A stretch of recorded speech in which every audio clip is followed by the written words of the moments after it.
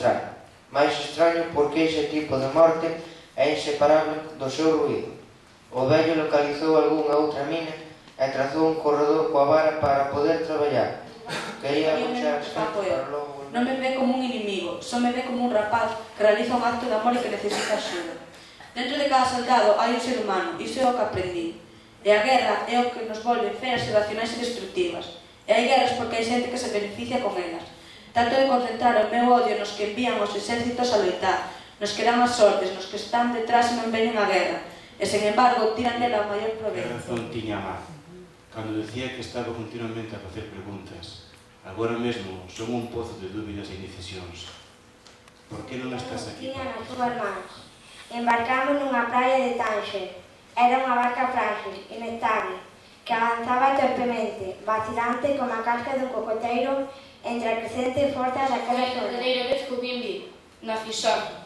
O teu irmán Sam, o meu home, desapareceu cando os outros tripulantes deglutido polo mar. Non o vin, só escoitei a súa voz desesperada que berraba para que eu me agarrase a barca. Eu tamén teria ido a pique con toda a rapidez do meu vento. 500 almas. Leveinos nas mans como se fosen maletas, ou boteinos ou ombreiro. Só levei nos brazos os nenos. Cando acabei, o ceo estaba amarelento, como un xornal en chamas. Se te fixabas ben, aínda se lían os titulares que comentaban o desenvolvemento da guerra e temas polo estilo. Como me gustaría arrancalo de allí, engorrar o ceo impreso e lanzalo longe. Veían nos brazos e a cousa estaba que ardía. Aínda quedaba moito traballo por facer. Como sería de agardar, moitos morreron no instante. Outros tardaron un pouco máis.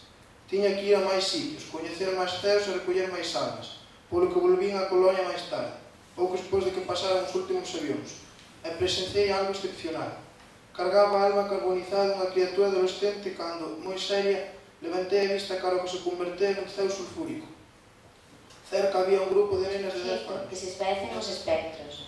Sen decatarse, entraron na cova onde se aloxa o medo, nese ámbito terrible e vermello no que a vítima prefire sacrificarse a si mesma antes de provocar de novo a ira do seu verdugo. Entón, abalanzouse sobre ela. O puño enorme golpeoulle nunha meixela, unha, dúas, tres veces.